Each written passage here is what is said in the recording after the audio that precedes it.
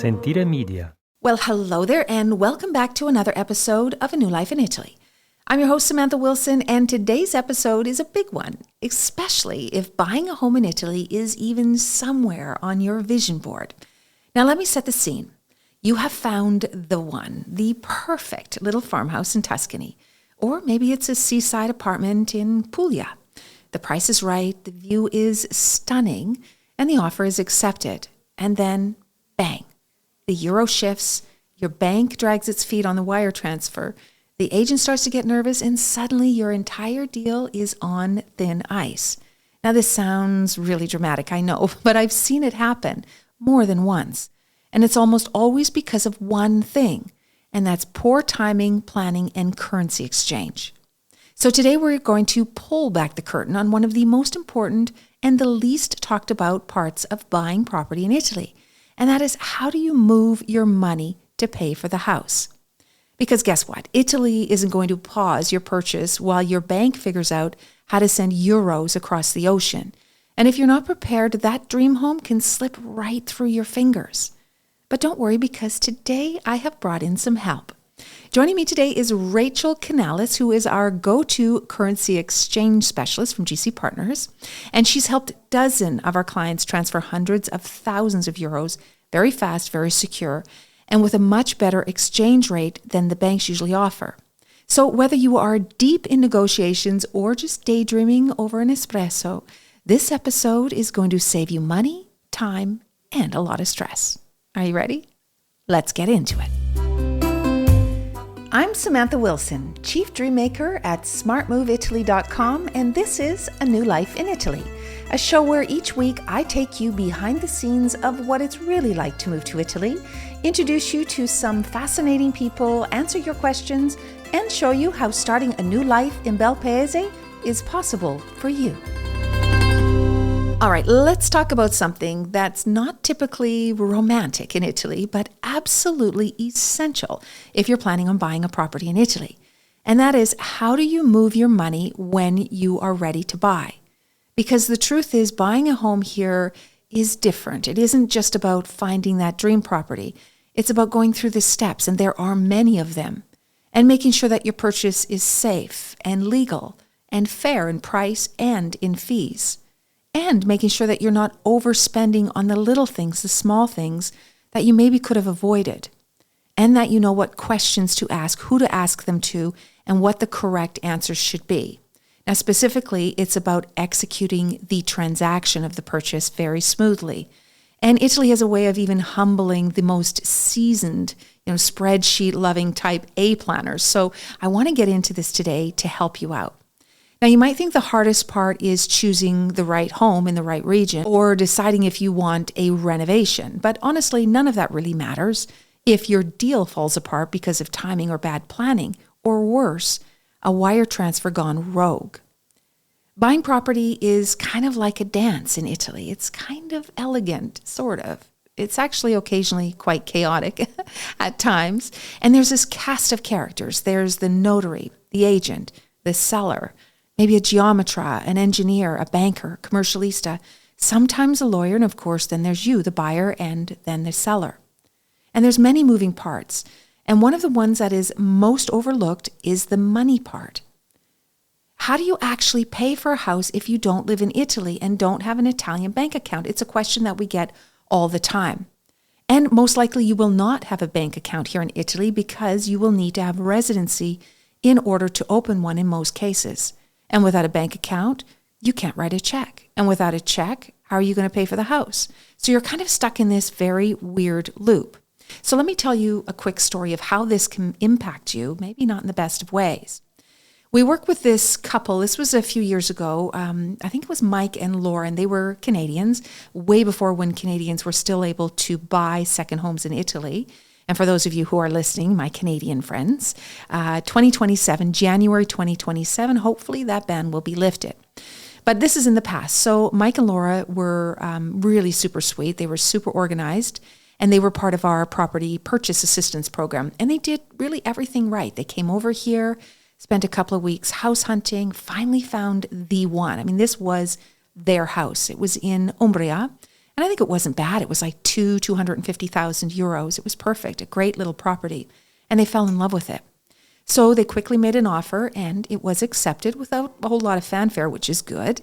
And then it was, of course, time to send the deposit. And in Italy, your initial deposit that you need to pay at the time of making the offer is about 10%, sometimes 20%, sometimes a little more, but that's usually average. And it's real money, so you have to give this money. In Italy, what happens is Italians will just write a check on their bank for that deposit, and they hand that check to the agent. And then the agent hangs on to that check, maybe pops it in their drawer in their office, until all of the conditions of your offer are met, and conditions like probably an inspection or something like that. Now, once the conditions are released and you've signed off on them, then the deal is official and it's binding, and the deal is registered. And in other words, you can't get out of it at that point. So what happens here in Italy is that check is then released and given to the owner. And then the owner can cash it and do whatever he wants, whether he's going to buy another house with it or whatever. But the deal is done, so the owner gets the money for the deposit, and that deposit is deducted from the final price on the date of the deed. But what happens if you don't have an Italian bank? You can't write a check, and you can't write one on your home country bank, of course.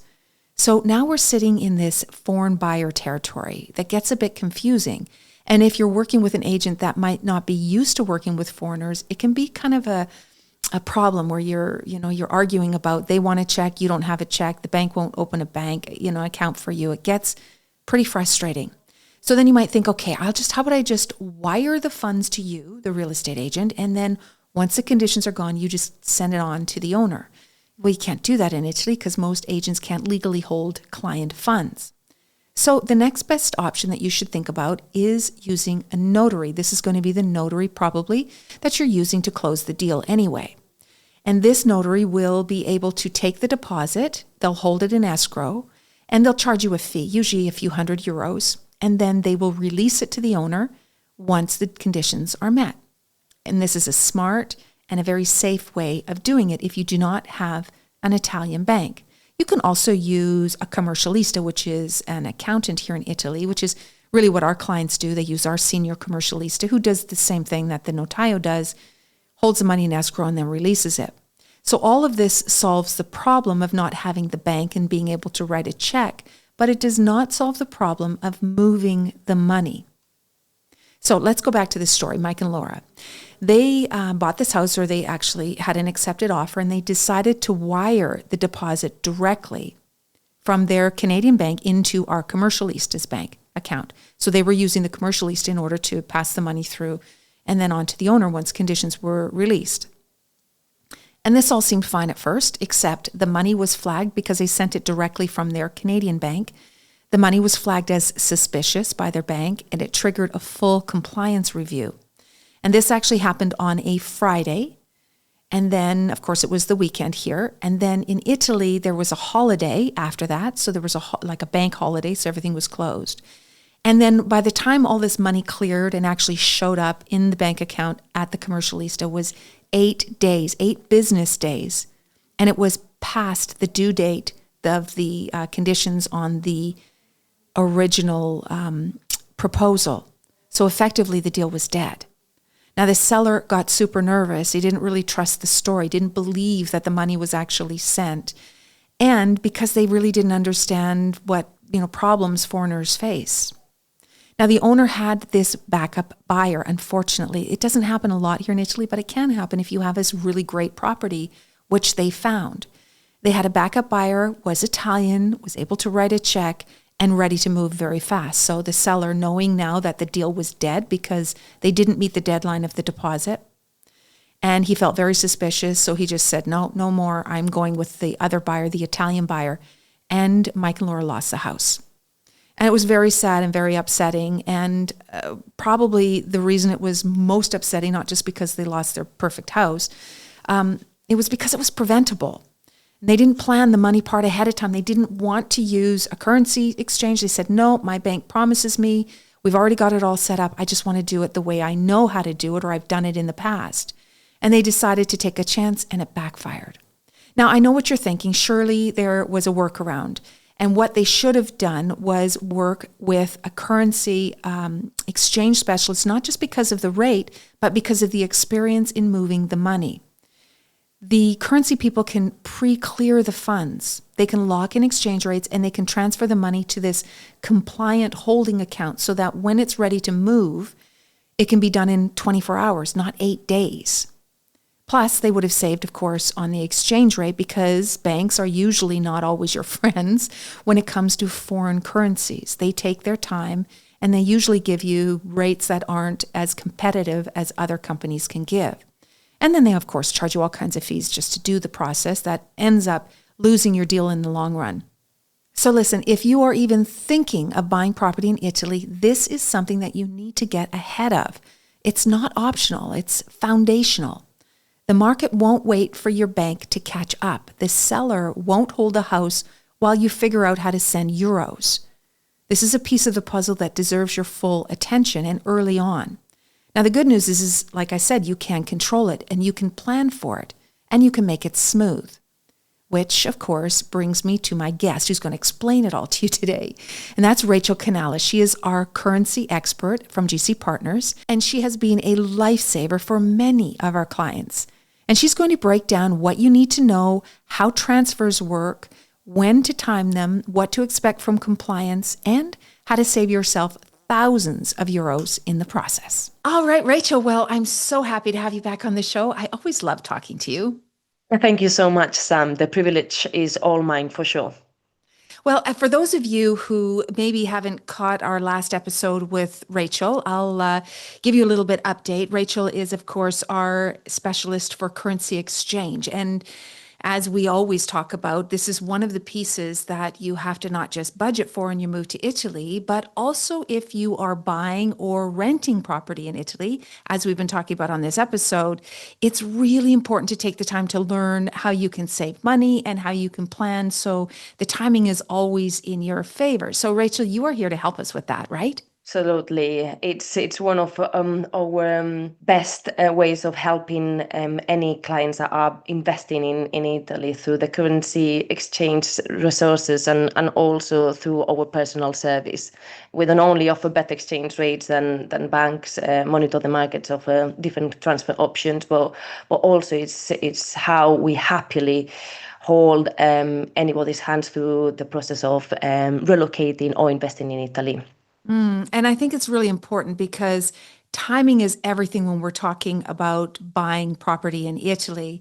And this element is where, you're moving. Some people are moving, as you know, some of our clients, it's hundreds of thousands or sometimes millions of dollars over to Italy. So you have to be really careful. And there is definitely a process. So, okay, Rachel, so let's start by talking about kind of the worst part, really, because always people, you learn from your mistakes a lot of times, and a lot of time you just don't know what you don't know. So can you walk us through some of the biggest mistakes that people make when they're transferring large sums of money to Italy for, to buy a property? Absolutely, and yeah, it's something that we see far too often. This biggest mistake people make is potentially leaving the currency transfer to the very last minute Mm-hmm. and assuming the everyday bank will handle it just fine. And buying property abroad isn't like booking a flight. It's a major financial decision, and timing really matters. This, for example, that reminds me, I recently heard about a situation with a lovely couple from California who were buying the dream home just outside of Florence, where you are based. Mm-hmm. They transferred over 300,000 euros through the regular bank, thinking it will be simple. Mm-hmm. But they didn't realize the exchange rate they got was nearly 3% below market. And with the hidden fees, it ended up costing them nearly $9,000 more Oh, than no. what it should have. Yeah. And then I So think when that's you're, yeah, when they're, let's say they have a time crunch, right? They have to get the money to the notaio or to somebody at a certain date. You can't stop that transfer and then say, oh, redo it or move it along because you're sort of run out of time. So you just have to accept that you've lost money on making a mistake. Absolutely. And on top of that, they had some kind of notary fees as well. And when actually sending the funds, they got a receiving fee. So the notary had a receiving fee because the funds were coming from abroad. So the funds arrived short and late, which meant the notary couldn't complete the signing that day. The stress they went through was completely avoidable, Severe. to be honest. Yes, and severe. If we had spoken earlier, we could have helped them locking in a really or fair rate, avoid unnecessary costs, and make sure everything arrived on time with the right documentation and the right timeline. That kind of planning makes a world of difference, especially when we are already juggling agents, lawyers, travel Yeah. plans, and emotions. It's peace of mind, really. Well, it's true. And security as well, because it is, a whole lot of money that people are sending over. Sometimes it's, their entire savings. So it gets, using other types of exchanges, maybe, your bank might not be that familiar with sending money directly to Italy, or maybe aren't filling out the proper compliance records and documents that we need to receive the money here in Italy. So I can tell you too, your story, we have a million of them as well, where people have just thought it's an easy transfer, it's a bank transfer, but large sums of money moving into other countries with anti-money laundering rules and laws, it can be held up. There could be lots of big problems. You're right there. That's something that even remind me of a stressful situation we could have as well helped. This is, for example, recently one that sticks with me is a client from New York was about to wire a 2.5 million euro transfer to a notary in Umbria, but the bank flagged the transfer and froze it Right. for 5 business days. They were in a panic. The sale was about to collapse. They contacted me or us mid-crisis, and we got them on board, confirmed compliance in hours, because that's, like you say, it's very important. AML and all these kind of important, very important checks that banks will carry out as well, because it's an international transfer of a large amount. So we managed to get the funds reach the notary the next day. Right. That Because this saved the is, whole deal.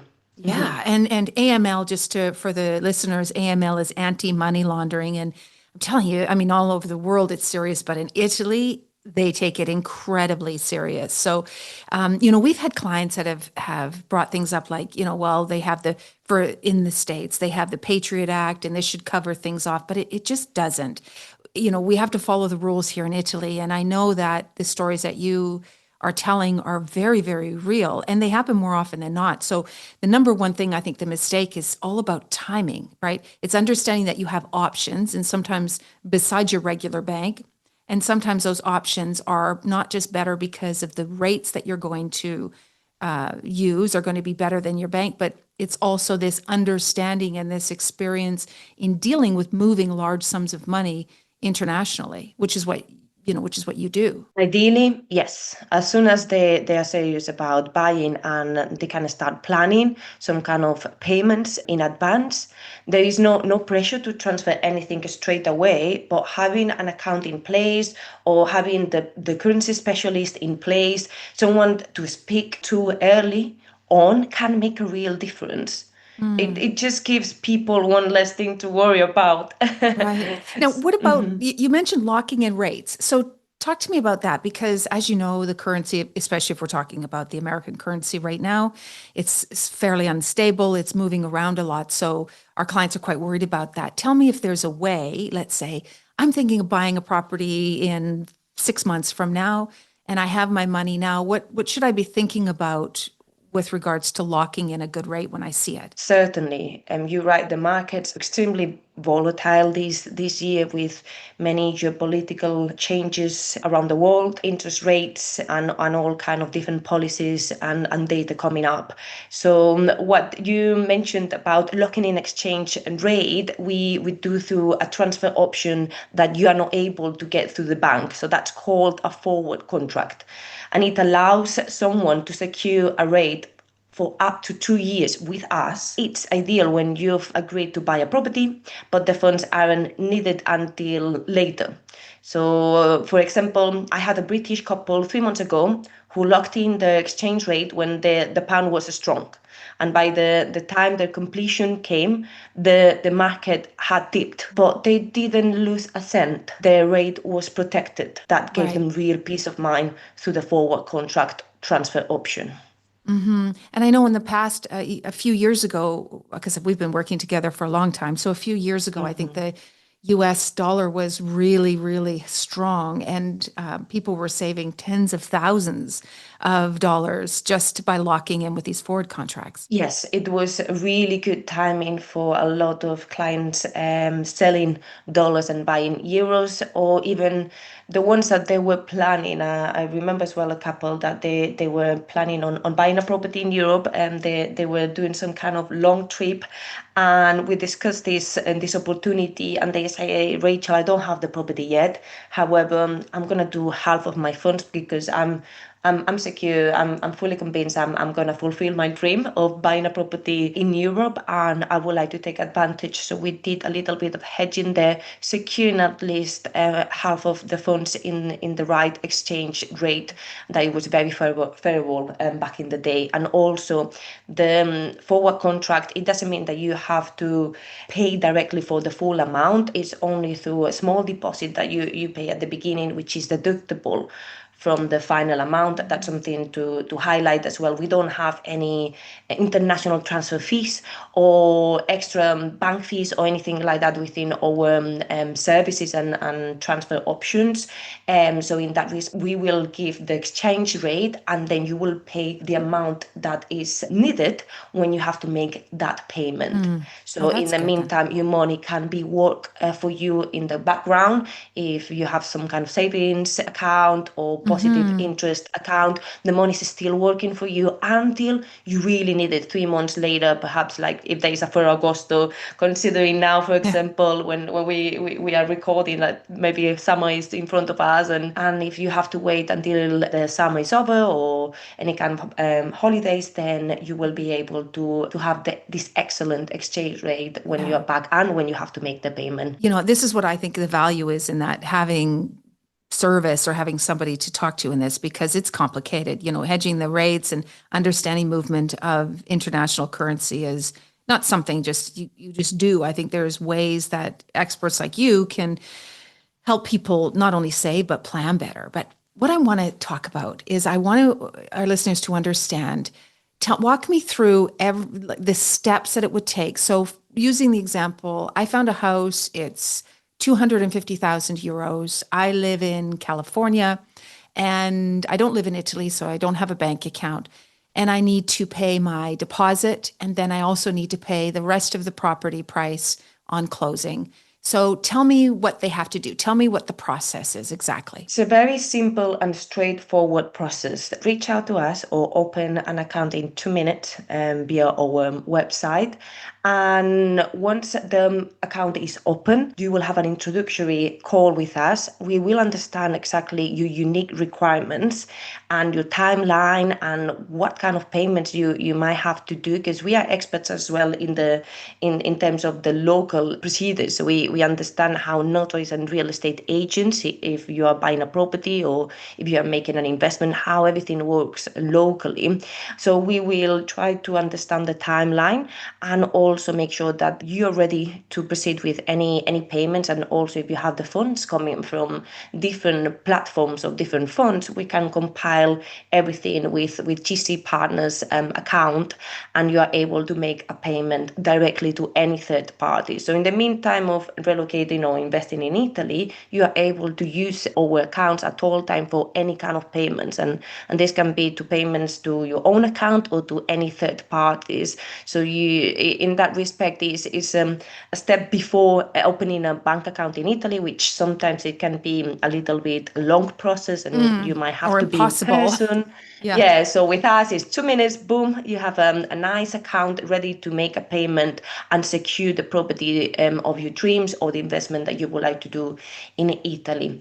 So the money then is transferred from the home country into GC Partners where it's converted, I guess. Is that right? And then when they're ready to pay, whether it's their rent or pay their deposit or pay for the property, then they themselves, the client themselves goes in, requests the transfer, just like you would simply in your bank now, but you make a transfer and then GC Partners moves the money for them. Certainly, exactly. So Okay. basically, once you're ready to make a payment and you know the full amount that you require in euros, because usually you will require, this is another some aspects to highlight, that we can tell you exactly the amount that you have to send in dollars or in pounds. It can be in any type of currency. We deal with 53 types of currencies in 125 markets. So in that respect, we will tell you the amount that you have to send in your local currency to get the equivalent in euros if you are transferring to Italy.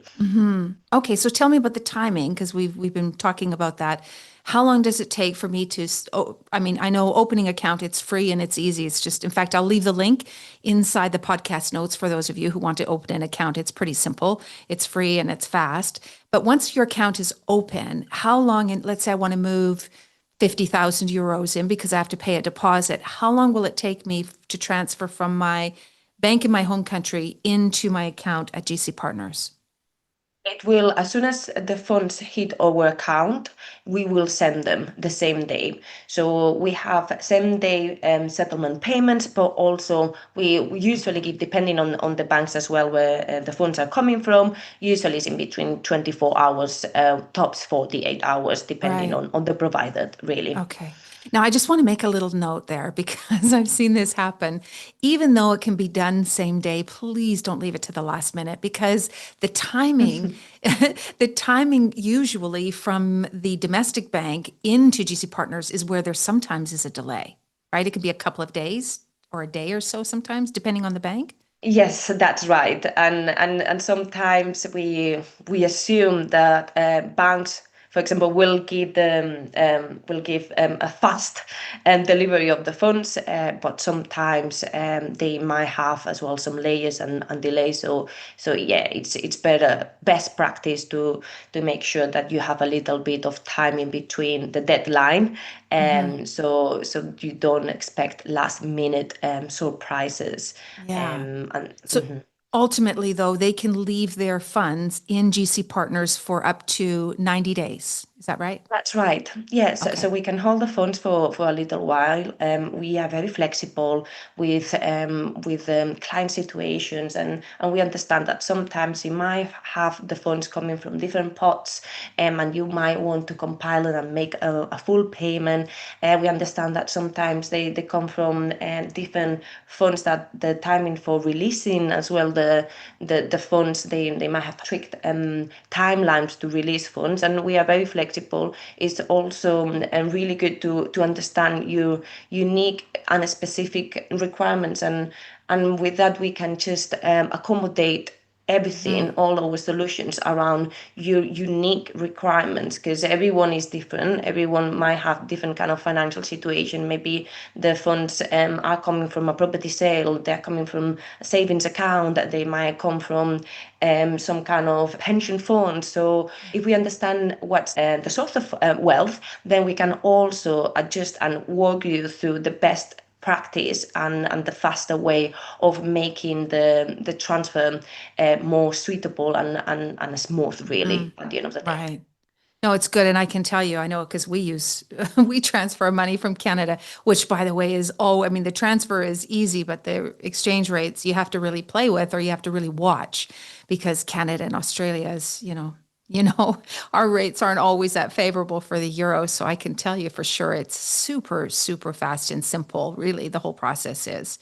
So tell me, one last thing. So are there any new tools or any kind of trends in currency exchange that people might need to know about in 25, or is it all kind of the same as it always has been? I think that there is more awareness now. There are more aware of currency specialists, for example, of different ways of maximizing as well the transfers, and they are asking better questions, and there are great tools out there. At GC Partners, we offer rate alerts and personalized market monitoring, so clients can track the market and decide when to exchange. But really what people value most is having someone they can speak to, apart from the savings and fast execution, someone who understands the timeline, unique requirements, and helps them make decisions that suit their plans is the tendency now. Yeah, no, that's really great advice. And I completely agree. All right. Well, that was great information, Rachel. It's so nice to chat with you again. Thank you so much for coming on and sharing so much of your knowledge. Thank you so much. Honestly, it's a privilege to be part of these journeys. Buying a property abroad is exciting, but the currency side is often overlooked until it becomes a problem to some degree. So the earlier we talk, the smoother the process. And it's not just about saving money, it's about peace of mind. Yeah. It's buying a home abroad is such a big step, and we can help make it that little bit easier. That's something that we are proud of at GC Partners for sure. Yeah, I agree. All right. All right. Well, thanks again, and we'll chat soon. Okay, so what do we take away from all of this? If you take nothing else from today's episode, please take this. Currency planning is not something to leave until the last minute. It is not the cherry on top of the buying process. It's actually the crust. And if it falls apart, the entire deal will fail. So here's my honest, practical advice. Number one, do not wait until you're under offer to think about how you're going to send money. By then, the clock is ticking, the agent is calling, the seller's getting antsy, and it's not the time to be Googling how to wire euros from my Chase bank. This is not the time to do it, so get ahead of it. Number two, open a currency exchange account early. Now, this isn't a bank account like Wise. This is an account where you're going to exchange your money. It's usually free. And even if you're just browsing listings at this point, get that piece set up. Think of it like getting pre-approved for a mortgage. It costs you nothing, but it gives you options. And it puts you in the mindset of, hey, this is really happening, which, by the way, makes it more likely to happen too. Now, there's a link in the show notes for GC Partners for Rachel, where you can do that for free as well. Now, number three, talk to your agent about timing. An agent that is used to working with foreigners will know how to coordinate this stuff. They do it all the time. But be aware, if your agent is not familiar with foreigners, you will need to take control of this part yourself. Number four, avoid last-minute conversions. When you wait until the 11th hour, you are at the mercy of whatever that exchange rate is on that day. And trust me, it moves a lot, especially in these days. Now, this could mean thousands and thousands of dollars lost. It could just be, it's like it's evaporated. Not to mention the stress of watching your dream house get taken away from you when you're on hold with your bank and trying to work things out. Now, there's one more thing, and this is key. Make sure your proof of funds is clear and compliant.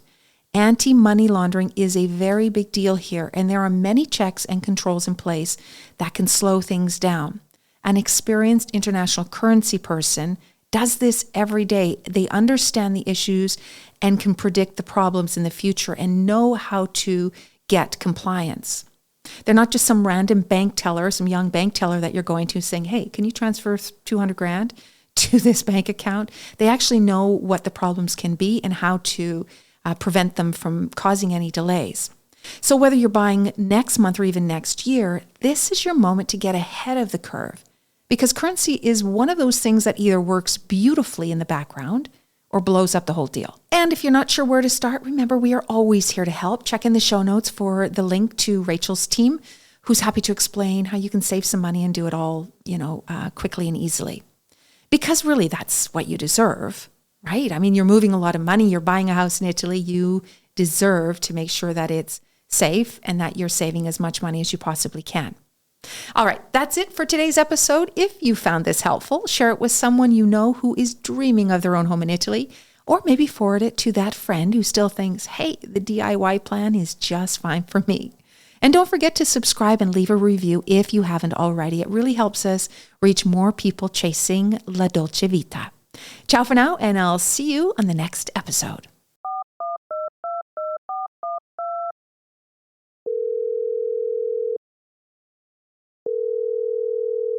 It's time for listener questions. Just like the old radio call-in shows, my team has picked 3 listener questions, all left on our voicemail.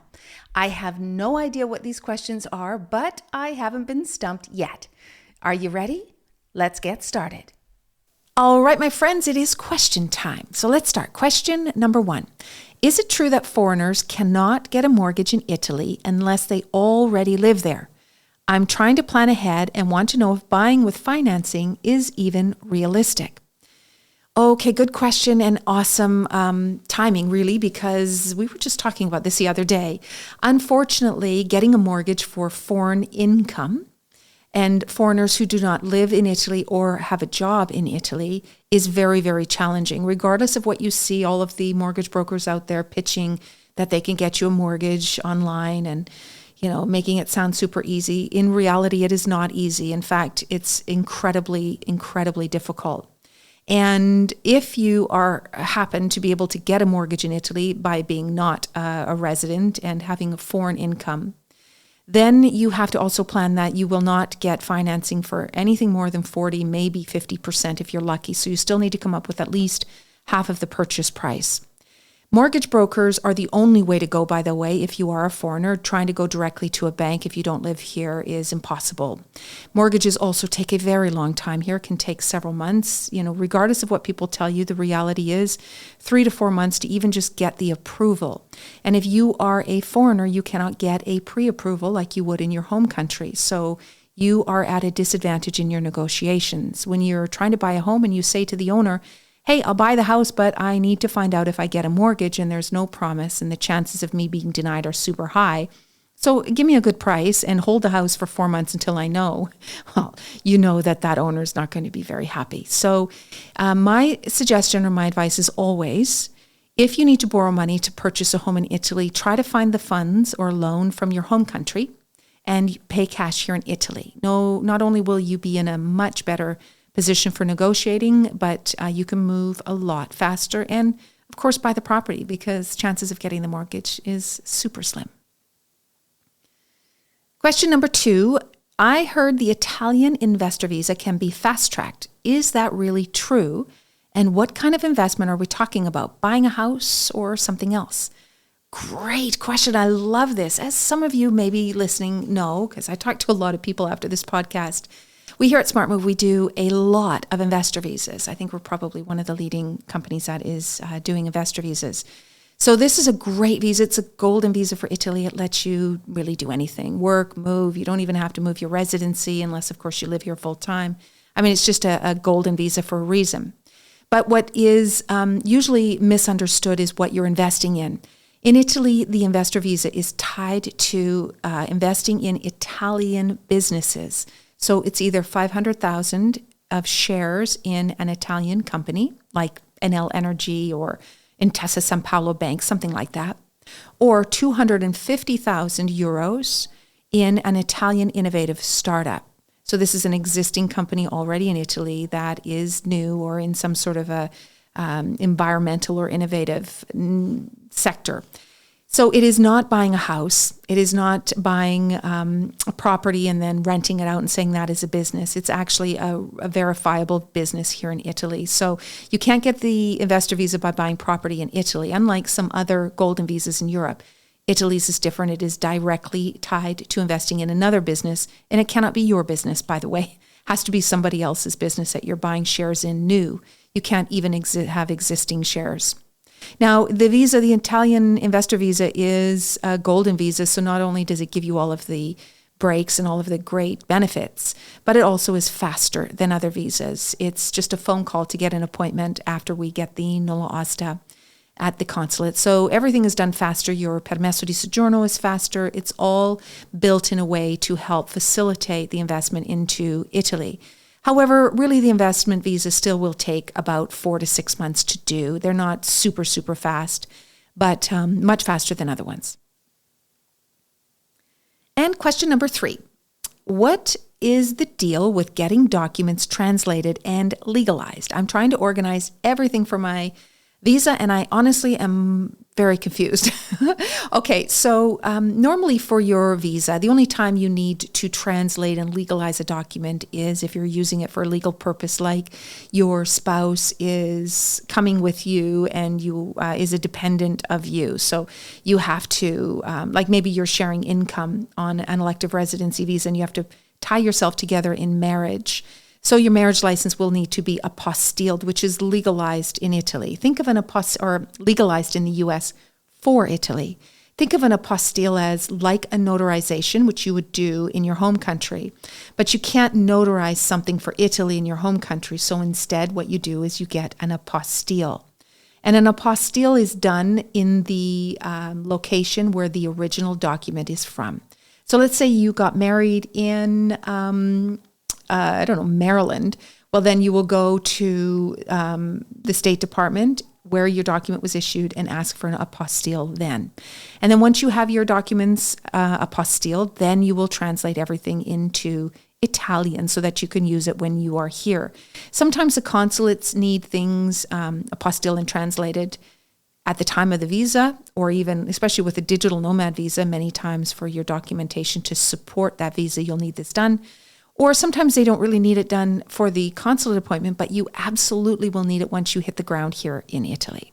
So if you're unsure of what that is, actually, I think we have a part of it on our new app. So download our new app, Smart Move Italy, because there's some information on the apostille and the translation process in there.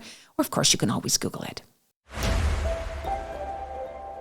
Well, that's all for this week's episode. Thank you for listening. If you have any questions about visas, citizenship, property, and well, really anything about moving to Italy that you would like me to answer in an upcoming episode, please feel free to send us a voicemail at our website at smartmoveitaly.com/podcast, or just click on the links in the show notes.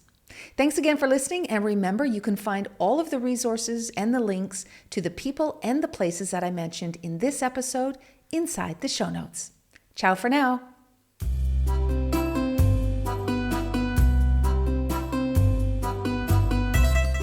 A New Life in Italy podcast is a production of Sentire Media, created and hosted by me, Samantha Wilson.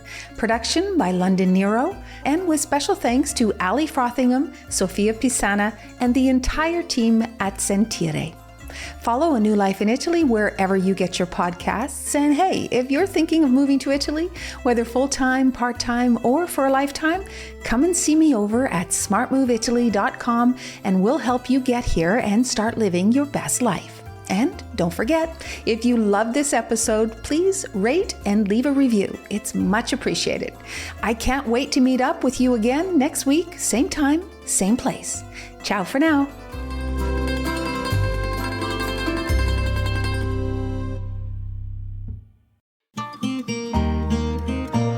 Sentire Media. This episode is brought to you by the Smart Move Italy app, your free tool for planning, moving, and thriving in Italy. Download it today on iOS and Android. Hey, podcast producers and show hosts. Do you want to join a podcast network that celebrates all things Italian? At Sentire Media, we understand the allure of Italy and its unique culture. Our devoted team of hosts and producers are all driven by their shared passion for Italy. And we work tirelessly to create the best lifestyle podcasts and content that will whisk you away to the very heart of Italy. With us, you can savor the mouth-watering flavors, get lost in the stories from the past, break down the cultural barriers, and truly immerse yourself in the vibrant traditions of this intoxicating country. If you have a great podcast idea or are already in production and would like to join Sentire Media, head over to sentiremedia.com, that's SENTIRE media.com, and find out how to submit your show.